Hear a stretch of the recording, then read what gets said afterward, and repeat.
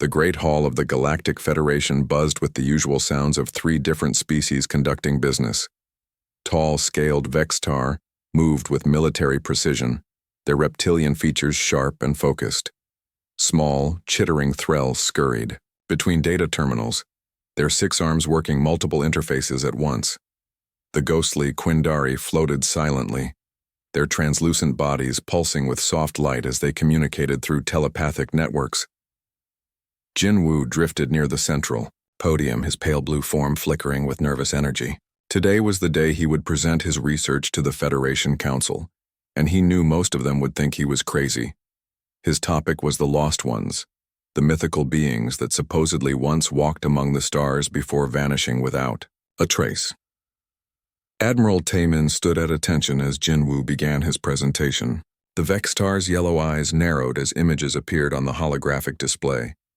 Strange symbols, ancient star charts, and most interesting of all, detailed drawings of bipedal creatures with flat faces and strange forward-facing eyes. Council members, Jinwoo began, his voice carrying the melodic tones typical of his species. For the past 10 years I have studied what we call the old archives. These records speak of a 4th species that once traveled the galaxy alongside our ancestors. A low rumble came from the Vextar section. Several Threll clicked their mandibles in what passed for laughter among their kind. Jinwoo pressed on. They called themselves humans. According to these records, they were remarkable in ways that seem impossible. They could survive in environments that would kill us. They could go without food or water for days. They could adapt to new planets faster than any terraforming technology we possess. Commander Yulsu, a grizzled old Vextar with scars across his snout, spoke up. Jinwoo, with respect, these sound like children's stories. Creatures that could do all these things, where did they go? Why is there no physical evidence? Jinwoo's form pulsed brighter. That's exactly what makes this fascinating, Commander. The records suggest they didn't die out. They chose to leave. All of them, at the same time, taking their ships and technology with them. Sora, a successful Threll merchant, raised 2 of her arms. Even if these humans existed, why should we care about ancient history? We have real problems to deal with. As if summoned by her words, an urgent alarm echoed through the hall. Emergency lights bathed everything in red. A communication officer rushed to Taemin's side. Admiral, we're receiving distress calls from the Outer Rim territories. 3 mining colonies have gone completely silent. Taemin's expression hardened. Define silent. No communication, no energy signatures, no life signs. It's like they just disappeared. The hall fell quiet. In the 300 years since the Federation had been established, entire colonies didn't just vanish. There were always signs of what had happened. Pirate attacks, natural disasters, equipment failures. Something always remained. When did this start? Taemin asked. The first colony went dark 6 days ago. The second 4 days ago. The third just this morning. Admiral, there's something else. Our investigation teams found the colonies intact, but completely empty. All the equipment was still running. Food was still warm in some cases. But every person was gone. Sora's antennae twitched nervously. That's impossible. My trade routes go through that sector. Those colonies had thousands of residents each. You don't evacuate that many people without someone noticing. Jinwoo's form flickered rapidly, a sign of excitement among the Quindari. What if they weren't evacuated? What if they were taken? Taken by who? Taemin demanded. There's no species in the galaxy with the technology to make entire populations disappear without a trace. No species we know of, Jinwoo corrected quietly. Before anyone could respond, another alarm sounded. This time, it was the long, deep tone that meant only one thing. Unknown contacts detected in Federation space. Lieutenant Du Young, a young Vextar pilot, appeared on the main communication screen. His scales were pale with fear. Admiral Taemin, this is Border Patrol Squadron 7. We're detecting massive energy signatures in the Kepler 442 system. Sir, these readings don't match anything in our databases. How massive? Taemin asked. Bigger than our dreadnoughts, sir. Much bigger, and they're moving in formation like a fleet. The hall erupted in worried chatter. The Kepler 442 system was supposedly empty, just a few dead planets and asteroid fields. It was the perfect place to hide if you didn't want to be found. Do Young, can you get visual confirmation? Working on it, sir. Switching to long-range sensors now. The main display changed to show the dark void of space dotted with stars. At first, nothing seemed unusual. Then, slowly, shapes began to resolve in the darkness. They were ships, but unlike anything anyone in the hall had ever seen. The vessels were sleek and dark, almost black, with strange angles that seemed to bend light around them. They moved with purpose, maintaining perfect formation as they glided through space. There had to be at least 50 of them, ranging from small escort ships to massive carriers that dwarfed anything in the Federation fleet. By the ancestors, breathed Commander Yulsu. What are those? Sora's 6 arms worked frantically at her personal data pad. I've never seen ships like these. They're not in any trade database. The design principles are completely foreign. Jin Wu stared at the screen, his form now pulsing so brightly it was almost painful to look at. Look at the proportions, he said softly. Look at the size of what appear to be crew compartments relative to the ship size. What are you saying? Taemin asked. I'm saying those ships were built for creatures about the same size as the beings described in the old archives. Creatures that stood upright on 2 legs. Creatures with flat faces and forward-facing eyes.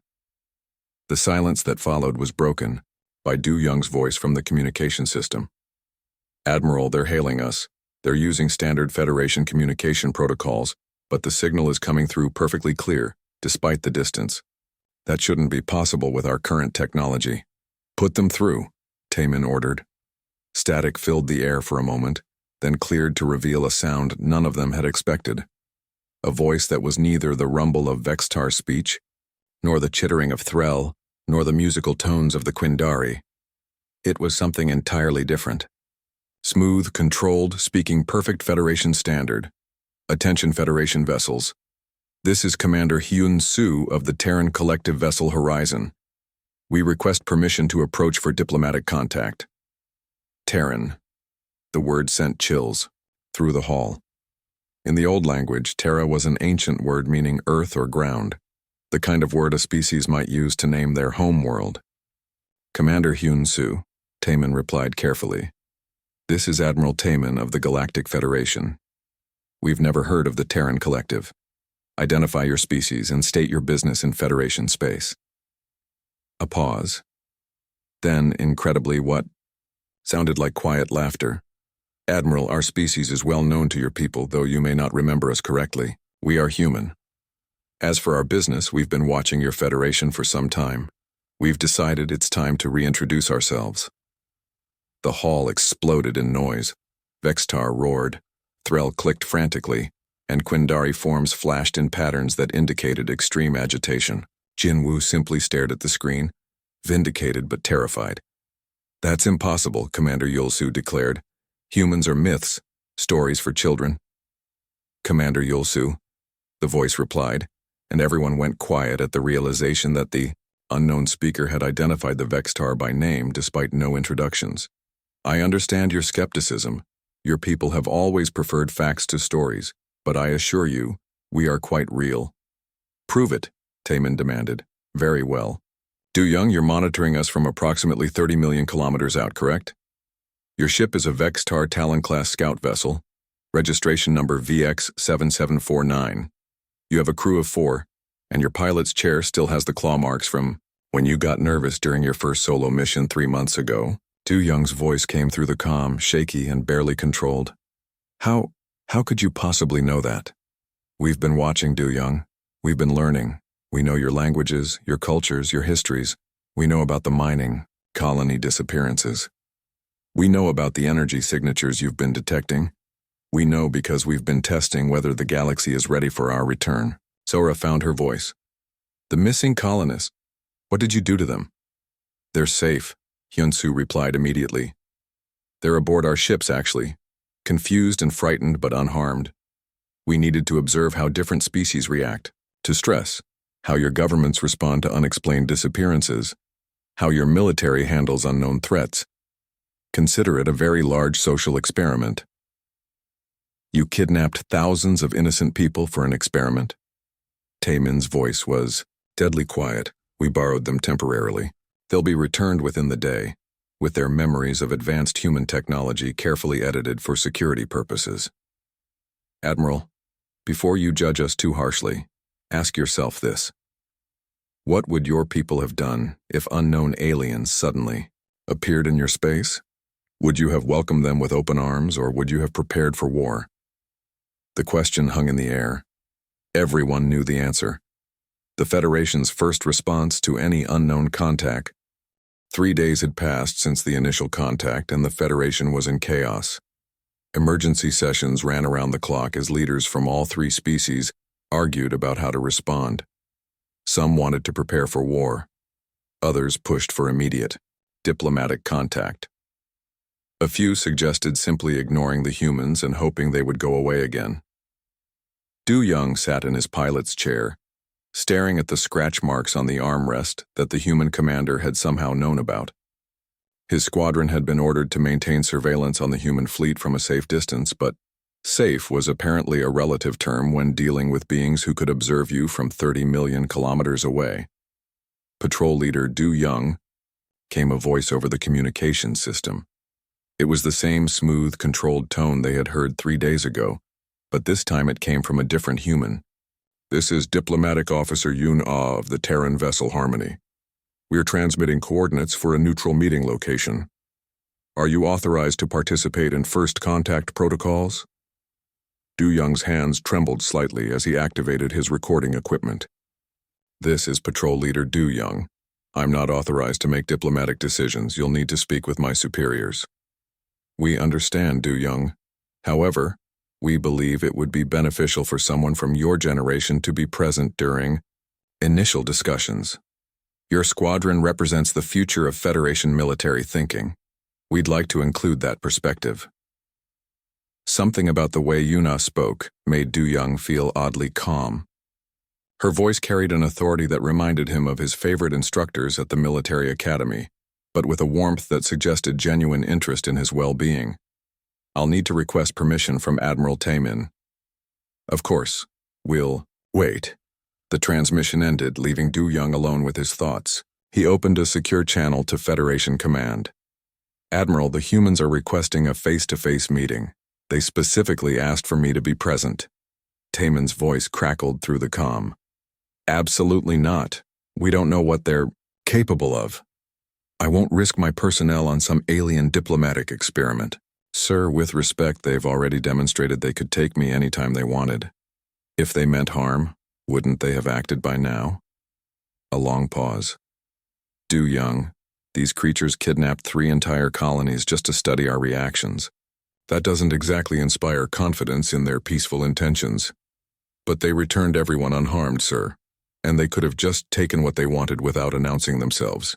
Maybe they're genuinely trying to do this the right way. Another pause, longer this time. Very well, but you don't go alone. I'm sending Commander Yul-Su and a full diplomatic escort. And Du Young? Yes, sir. Record everything.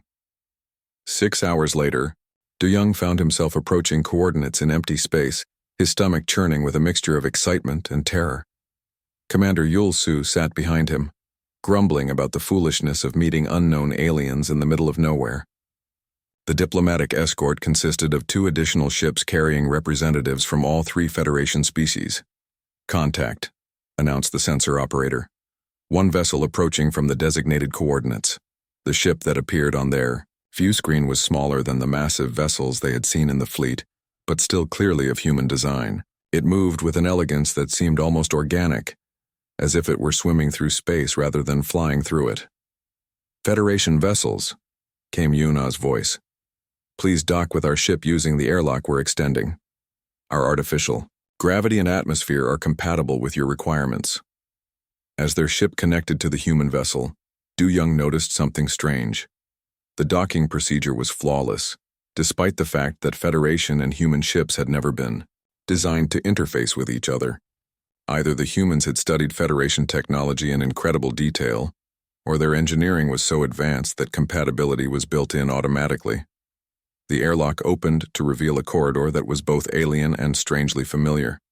The proportions were clearly designed for bipedal creatures of roughly Du Young's height, but the materials and construction techniques were unlike anything in Federation databases. The walls seemed to pulse with a soft, warm light that adjusted automatically to provide perfect illumination. Yuna was waiting for them in what appeared to be a conference room. Du Young's first sight of a living human took his breath away. The creatures from Jinwoo's archive images had seemed primitive and strange, but Yuna was neither. She was tall and graceful, with smooth skin the color of bronze and long black hair pulled back in a practical style. Her eyes were indeed forward-facing like a predator's, but they held intelligence and warmth that immediately put the Federation delegates at ease. "Welcome aboard the Harmony," she said, speaking perfect Federation standard with only a slight accent that Du Young couldn't identify. "I am Yuna, and I'll be your primary contact during these initial discussions."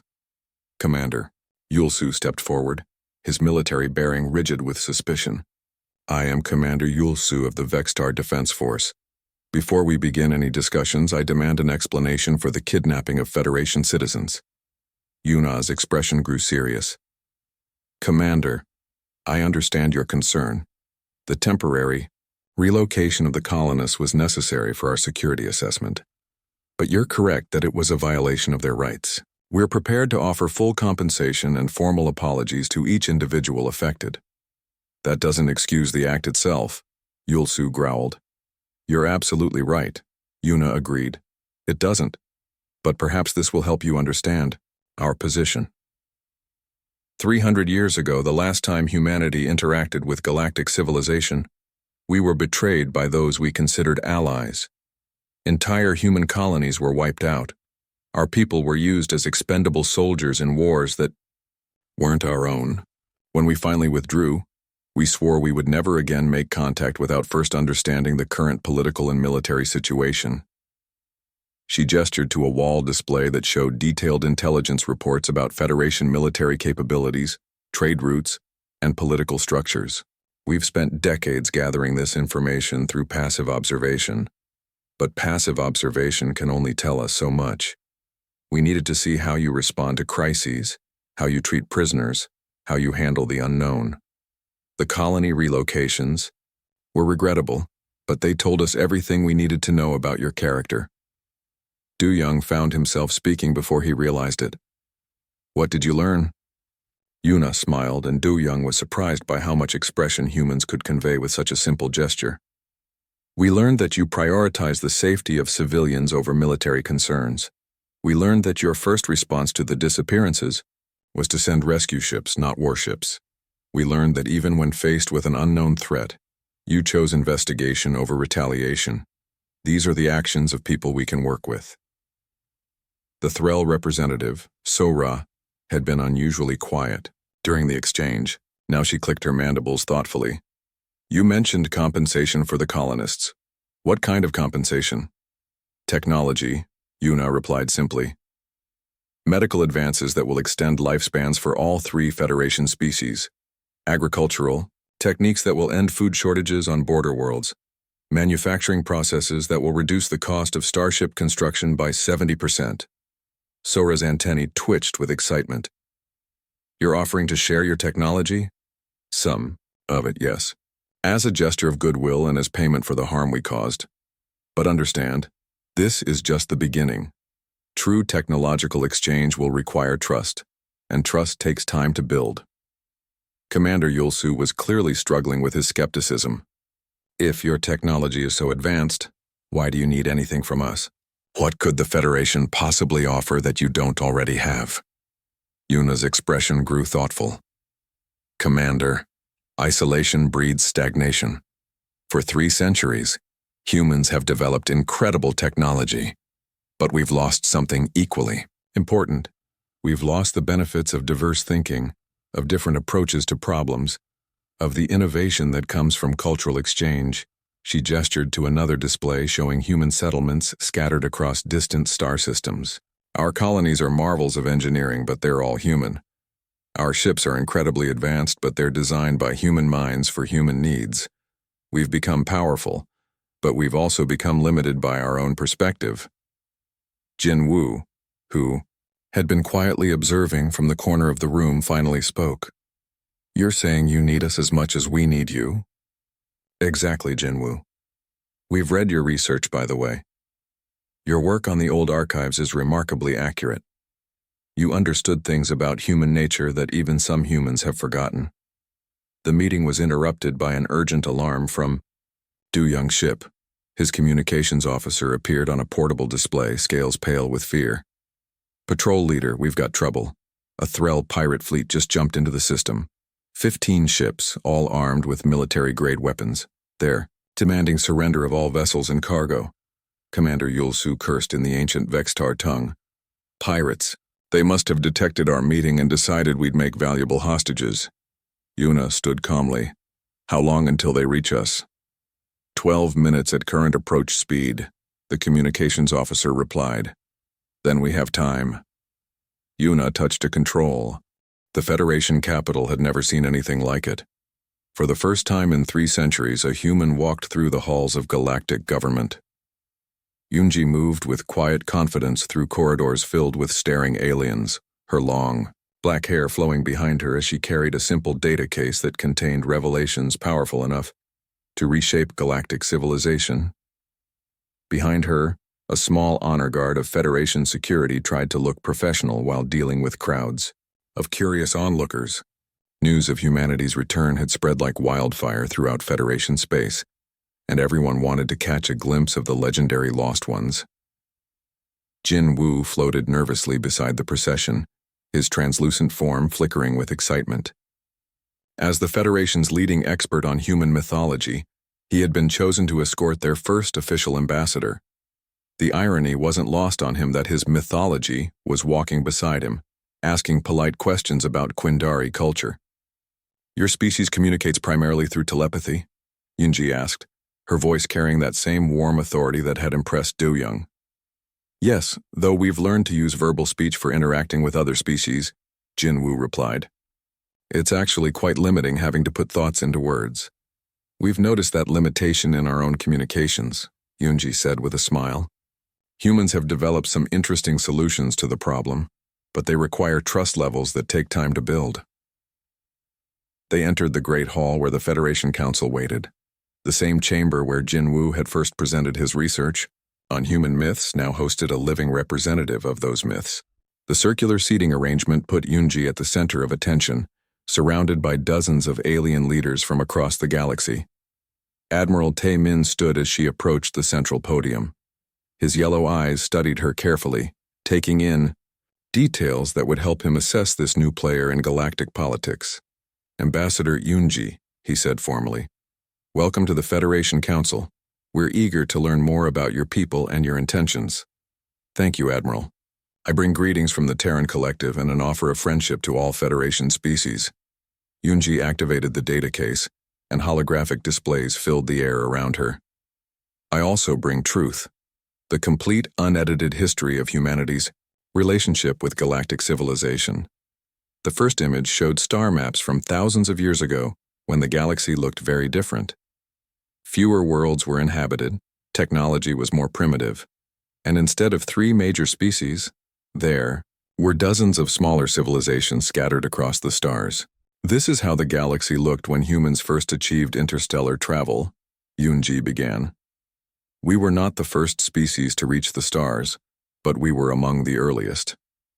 What made us different was not our technology, but our approach to other life. The display showed human ships making contact with various alien species. Unlike the military first contact protocols used by most civilizations, the humans seemed to approach each new species as an opportunity for learning rather than conquest.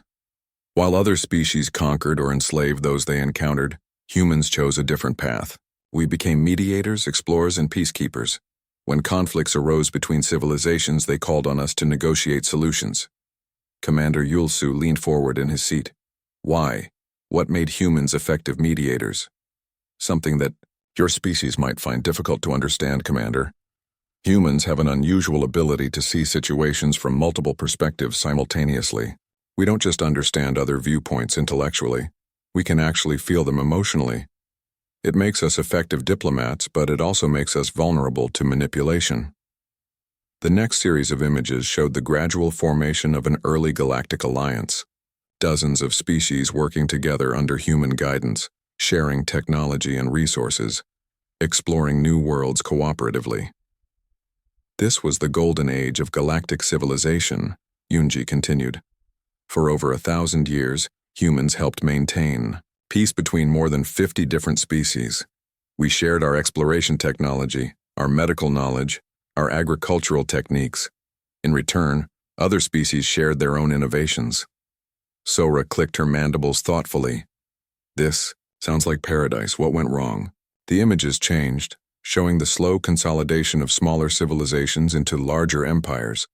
The Vextar, Threll, and Quindari began absorbing their neighbors through conquest, economic pressure, and political manipulation. 3 species proved more aggressive than the others in expanding their influence. As they grew larger and more powerful, they became less interested in cooperation and more focused on dominance.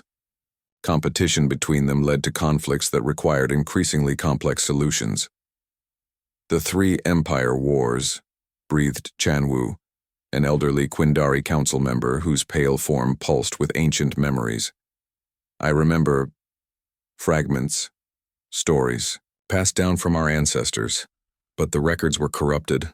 Not corrupted, Yunji said gently. Edited.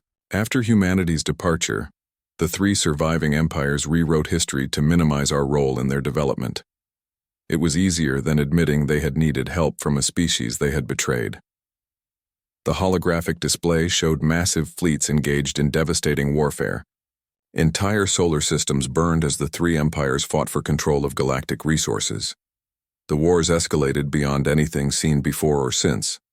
Billions died in each conflict. Entire species were wiped out as collateral damage. And through it all, the empires demanded that humans solve their problems for them. Admiral Taemin's expression grew grim. You were used as military advisors? Worse than that, Admiral. We were used as expendable shock troops. Human soldiers were sent into the most dangerous situations because our ability to adapt and survive made us valuable assets. But we were never considered true allies. We were tools. The images showed human ships always at the front of every battle, human soldiers always taking the highest casualty rates. Human colonies always the first targets for enemy retaliation. The final betrayal came during the Third Empire War. Yunji's voice carried centuries of pain.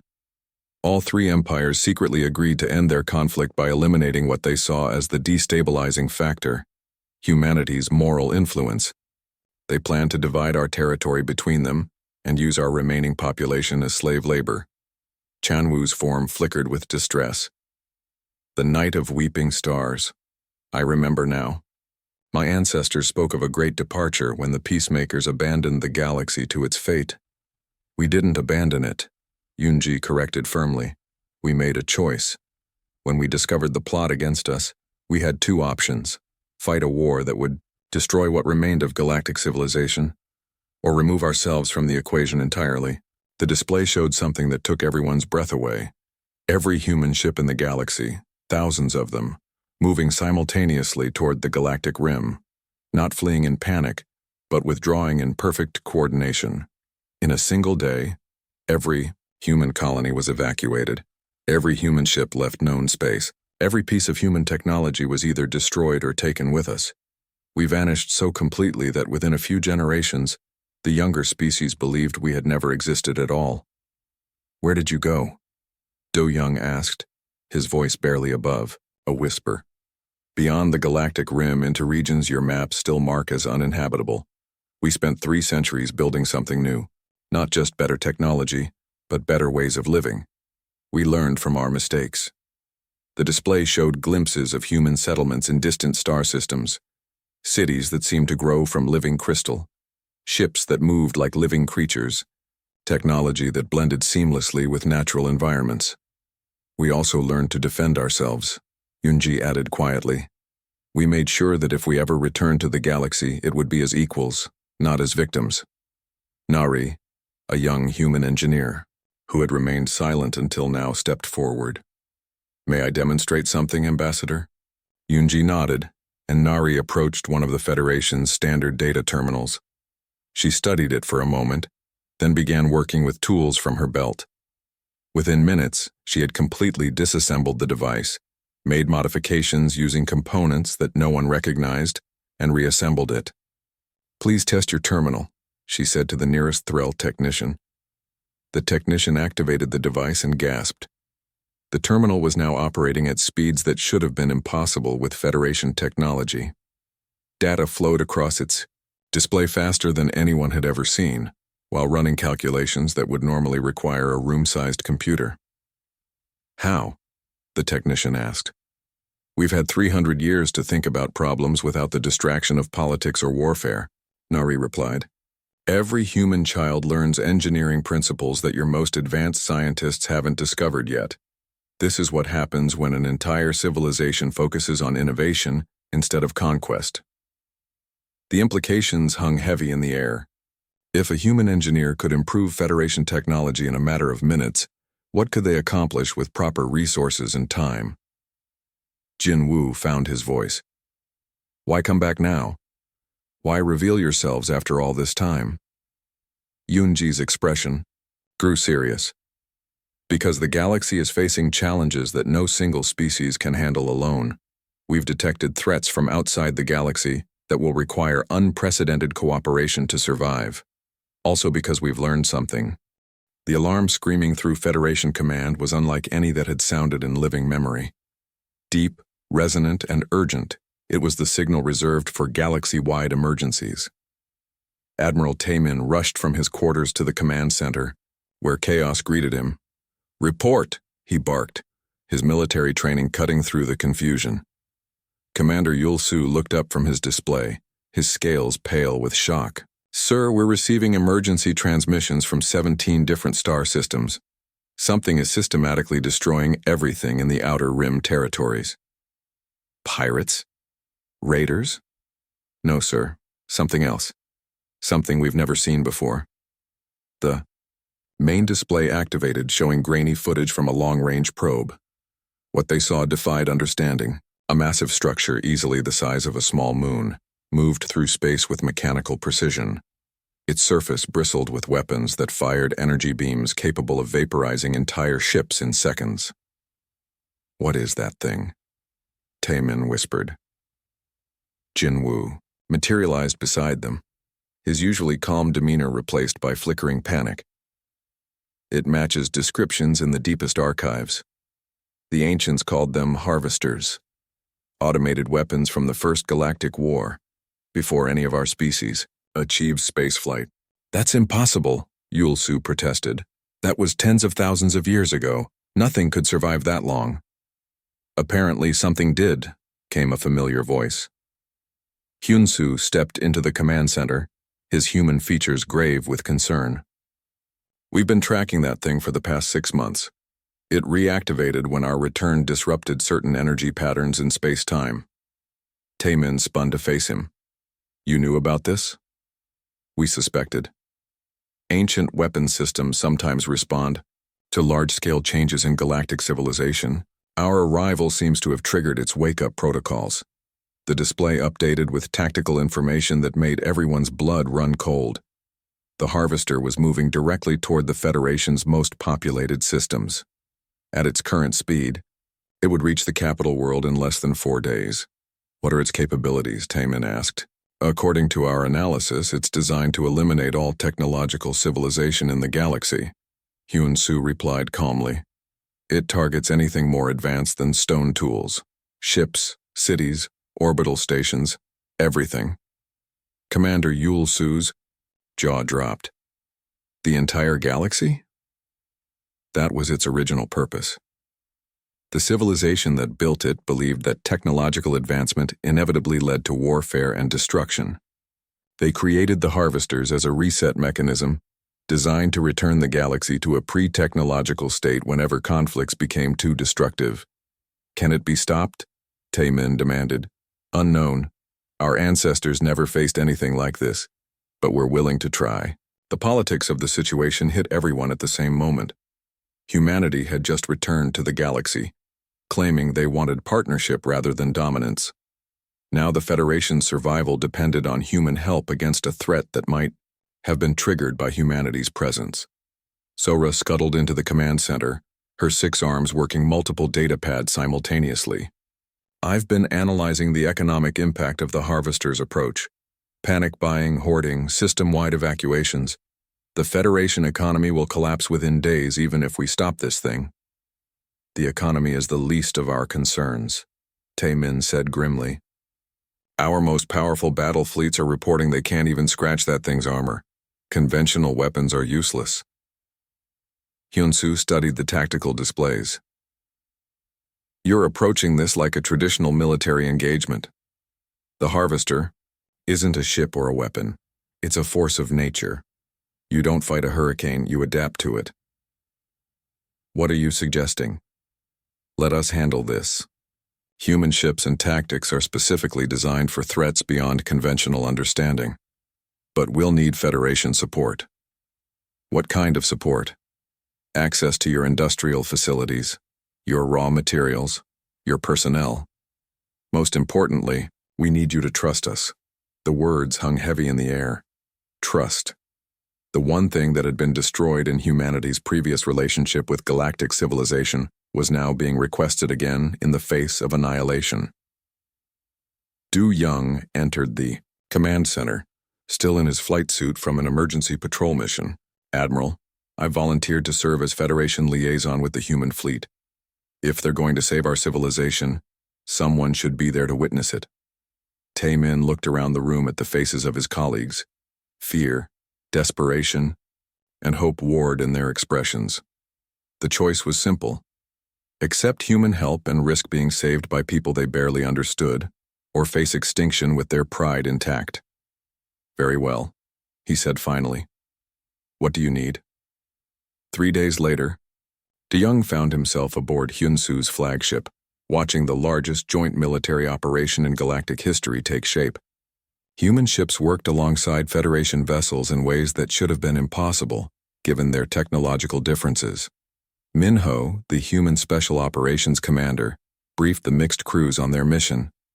Unlike the smooth diplomats DeYoung had met earlier, Minho had the hard edges of someone who had seen combat in the distant regions beyond the galaxy. The Harvester operates on principles that predate modern physics, he explained to the assembled officers.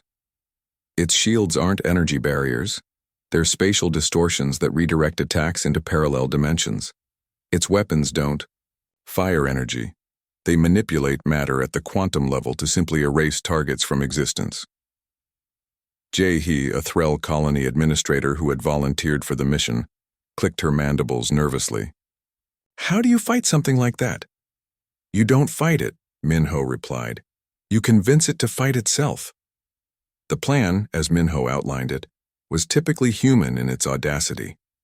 Instead of attacking the Harvester directly, they would infiltrate its control systems and reprogram its target recognition protocols.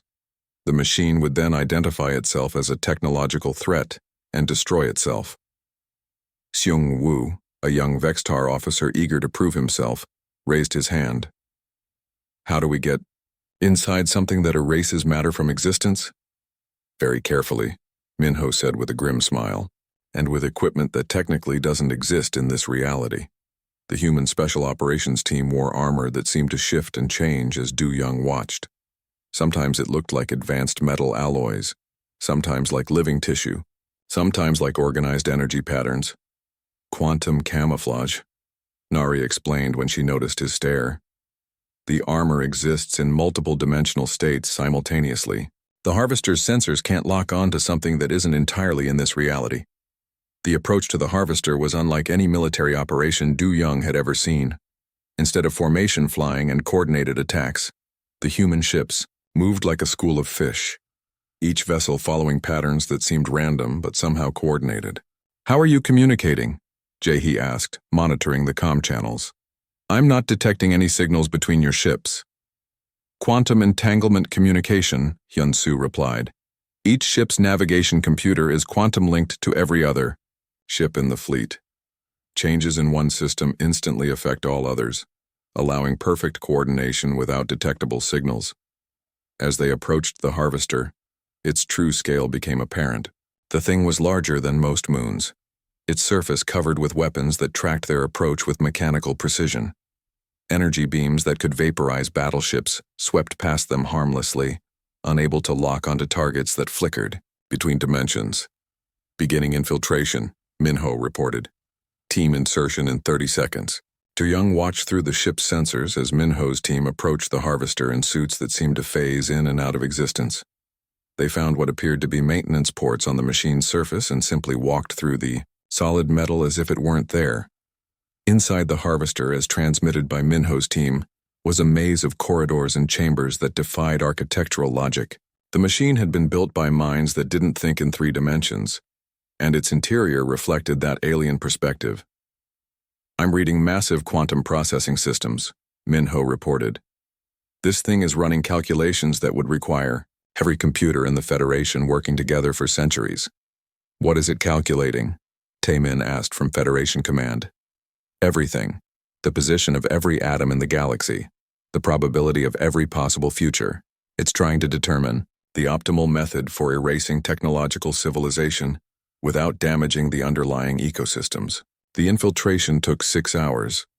Tu-Young watched in fascination as Minho's team navigated through impossible geometries, avoided security systems that existed in multiple dimensions simultaneously, and finally reached the harvester's central processing core. "Core located," Minho announced. "Beginning reprogramming sequence." What followed was the most tense hour in galactic history. Minho worked with computer interfaces that required him to think in mathematical concepts beyond normal understanding, while his team held defensive positions against security systems that attacked with weapons that existed partially in other realities. Seung-woo, monitoring from the command ship, shook his head in amazement. "How are they surviving in there? Those security systems should be tearing them apart." "Human adaptability," Hyun-soo replied simply.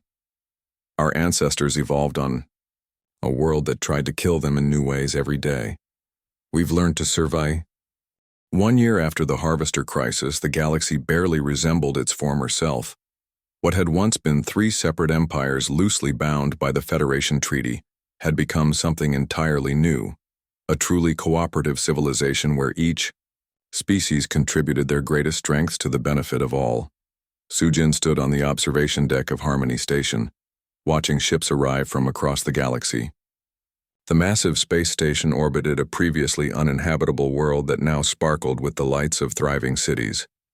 It was one of dozens of worlds that had been transformed through the Joint Human Federation Terraforming Project. "The atmospheric processors are exceeding all projections," reported Kyung-ho, the Federation integration specialist who had become Soo-jin's closest collaborator. His Vextar heritage showed in his methodical approach to data, but months of working with humans had taught him to appreciate creative solutions alongside systematic planning. "That's because we're not just terraforming the planet," Soo-jin replied, gesturing toward the world below. "We're letting the planet teach us how it wants to be terraformed." Human adaptability combined with Quindari environmental sensitivity and Threll resource management creates possibilities none of us could achieve alone. The planet below was a testament to that cooperation. Instead of imposing a single species idea of a perfect world, the terraforming teams had created environments that could support all 4 galactic species. Vast crystal gardens grew in patterns that pleased Quindari aesthetic sensibilities, while efficient industrial zones satisfied Threll commercial instincts. Military training facilities met Vextar standards for strategic defense, and human settlements adapted to local conditions in ways that seemed organic rather than imposed. "Colony, ship approaching," announced the station's AI, its voice a pleasant blend of human warmth and alien precision. "Mixed crew of 15,000 volunteers from all 4 species." Soo-jin smiled as she watched the ship dock. A year ago, the idea of aliens and humans living together on the same world would have been unthinkable. Now, mixed species colonies were becoming the norm rather than the exception. The colony ship's passengers represented the new galactic civilization. Human families traveled alongside Vextar warrior clans, Threll merchant collectives, and Quindari wisdom circles. Children of all 4 species played together in the ship's corridors, learning to communicate in ways their parents never could. Have imagined Aram, barely 20 years old and representative of humanity's first post-exile generation, bounced onto the observation deck with the energetic curiosity that characterized young humans. Unlike her parents, who carried the wariness, born from centuries of isolation, Aram had grown up knowing aliens as friends and partners rather than potential threats. "The new antimatter processing plant is online," she announced cheerfully, her Korean features bright with excitement.